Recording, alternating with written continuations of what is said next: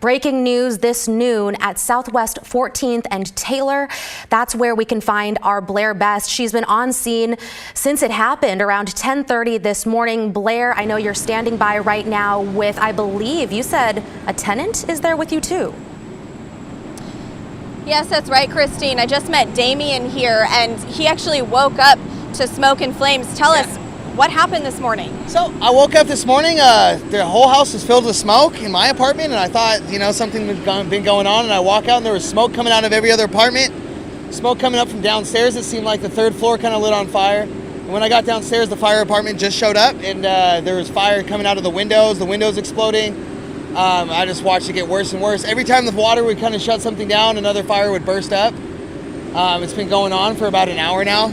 Yeah, and you just moved into this building. Yeah, I just moved in about like a month or two ago. I just moved to Portland. I decided to get a vintage apartment, and then ends up lighting on fire. So, there's not too much you can do about everything. Can you point to us where exactly your apartment building is? So I'm that corner building right there, where the corner is on the other side. So when I walked over there, I can see my windows had already been filling with flames and smoke. So I'm pretty sure my roof's caved in. I'm pretty sure my apartment's gone. Everything I own is gone, so it's not too much you can do. Someone's handing us masks because of all of the smoke. Yeah, there's a ton of smoke coming out. I wasn't holding the microphone when you were telling us where your apartment is. Can you tell us again? My fault. Yeah, so I'm on the corner right here. Not the corner building, but the one right next to it. So it's on the side, so you can already see the flames coming from where my apartment is. It's kind of just the whole top floor is destroyed. It's an older building, so it makes sense that it burst into flames. It's all made of wood. Right, and do you know of anyone that who hasn't been rescued or that was inside? Or I do feel bad. My neighbor lives on the fourth floor across down the hall from me. She's at work right now, I'm pretty sure, and her whole building is all engulfed in flames. She had cats and everything, so I feel like her cats are probably gone. Oh my God. So, RIP to the cats. Well, thank you, Damien, and stay safe, and I'm so sorry. I appreciate it. Thank you. I appreciate you guys. Thanks for, welcome to Portland, I guess. I'm so sorry that happened to you. Christine, it's just pretty devastating out here to hear some of these stories. Oh, wow. Yeah, Damien's story, as well as Mike Benner, who talked about the tenant that he spoke to, who saw, smoke like Damien did, just filling the hallway, filling their place. Blair, for people who are just tuning in now, unsure of what's going on in downtown Portland, can you recap a little bit of what you know? Yeah, so Christine, this fire started around 10:30 this morning at an apartment building on the corner of Southwest Taylor and Southwest 14th Street. We got here when crews arrived, and fire quickly took over the entire building. Like Damien was saying, it's an older apartment building. Might be some of the reason fire crews are pointing to some of the reasons that the fire spread so quickly. Fire crews were rescuing people. When we arrived, they rescued 4 people out of the building. There was an explosion shortly after, which shattered many of the windows, and some of the glass fell on one of the firefighters, cutting his head. So there's been one minor injury that we know of so far. We don't know of any other injuries or if there's been any deaths from this fire. We were told that when fire crews had to evacuate, they hadn't yet finished checking the entire building to see if anyone else was inside. I'm not sure if that effort has been completed or not. What I can tell you is that I see about 5 or 6 large ladder trucks just pouring water down into the top of the building because we're told the roof has collapsed. I don't know if you can see, we're watching flames just shoot out of the top of the building. And the smoke, as you and Rod mentioned, that you can see for miles, we can definitely feel the heat from the flames, and it's sort of hard to breathe down here. There's people passing out masks for us to wear. It all happened rather quickly. It's a very hectic atmosphere down here. Firefighters were running back and forth. One crew was handing out Gatorades to the others. They were taking off their jackets due to the heat. It's a pretty hectic and wild scene down here, Christine. Okay, Blair, thank you for keeping us updated on what is happening. Again, a huge fire happening at Southwest 14th and Taylor. You can see now from our camera, our Eric Patterson, I believe, behind the camera there, looking down at I-405, closed in both directions. Portland Fire says it's closed in both directions because of all the smoke that is in the area that is also limiting visibility. Now, this is a shot from, I believe, around Jefferson and 15th or so. And like I said, I-405 closed in both directions due to that big apartment fire happening down the street from our KGW studio at Southwest 14th and Taylor. And since we're on the topic of transportation and I-405 being shut down in both directions in this particular area, I also want to let you know that TriMet has also said that the Max Blue and Red lines are disrupted due to fire trucks blocking the tracks near Providence Park. At the moment, they've got shuttle buses that are serving the stations between Goose Hollow, Southwest Jefferson Street, and Library Galleria. So if you're riding the Max, if you're riding public transportation, definitely expect delays. Also, if you're driving in the area, because of the huge response from fire trucks, at one point Blair had mentioned, I know, more than a dozen crews in terms of engines on scene trying to contain this fire. Because of all that, if you're driving in the area of Southwest 14th and Taylor, also expect delays for streets in that area, maybe 3-block radius or so, to be shut down. So you'll want to take other side streets.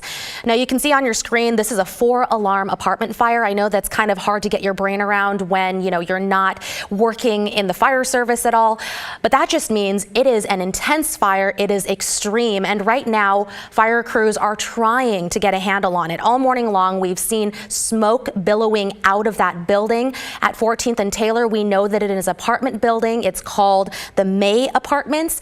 If you're familiar with the area, it is right across the street from Lincoln High School. So this is the May Apartments we're talking about. Underneath is a place called the West Side Market. A lot of Lincoln High School students will sometimes go there, get a snack or two during their break or lunch. So that is kind of some context as to where this is happening. Again, this fire broke out around 10:30 in the morning. Multiple fire crews on scene, many of them with their ladders extended from their engines, pouring water over this fire, trying to get a handle on it. All we know so far, because they're all very busy trying to make sure that they can get that fire out, we know that 4 people have been rescued so far. 1 firefighter got injured. We don't know the extent of his injuries necessarily, but we know that it had to do with maybe some blown out or falling glass of some sort. Portland Fire has told their crews, their vehicles, to move away from the building because of the danger and the possibility that the building could collapse. So a very dangerous scene at Southwest 14th and Taylor. I know our Rod Hill is standing by. He's been able to give us better context about the wind and the heat and how that is playing a role as firefighters try to fight this fire. Well, thank you, Christine. I think we're starting to transition into a different phase in terms of the smoke becoming an increasing hazard for folks somewhat in the immediate area.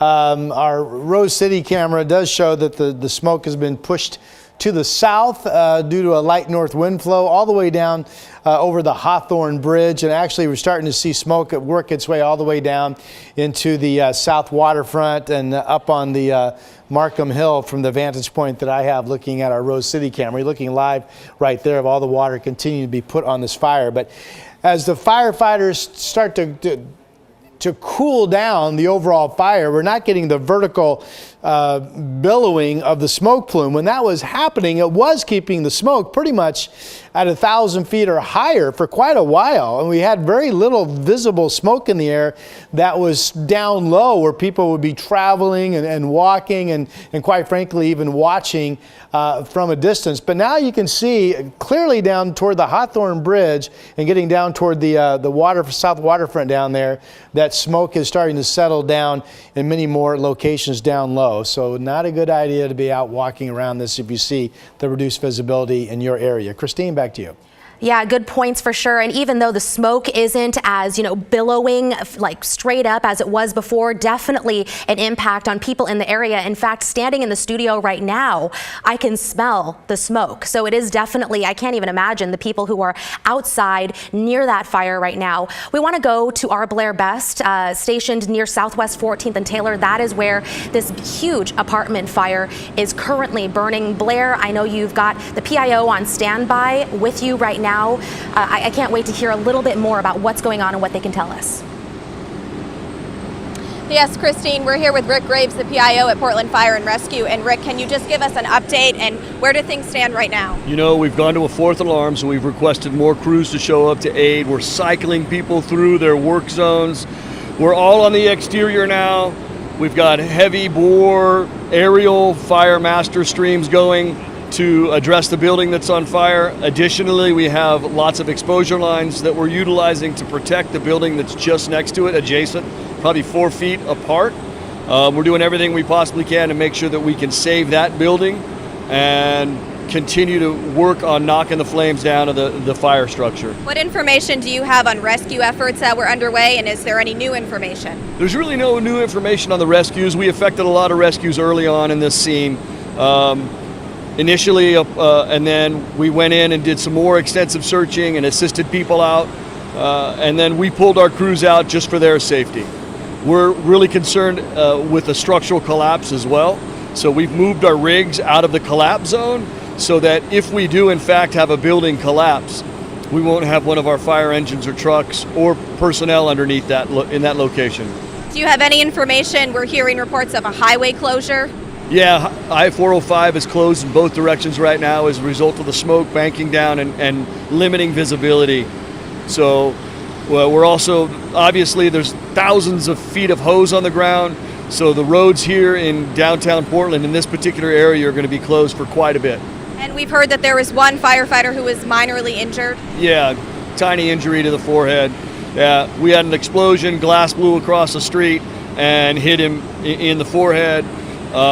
And he did have a minor cut, but he's got his helmet back on and he's working again. So very good. And just lastly here, how long do you think this is going to take to put out this fire? We'll be here all night. Thank you so much, Rick Graves.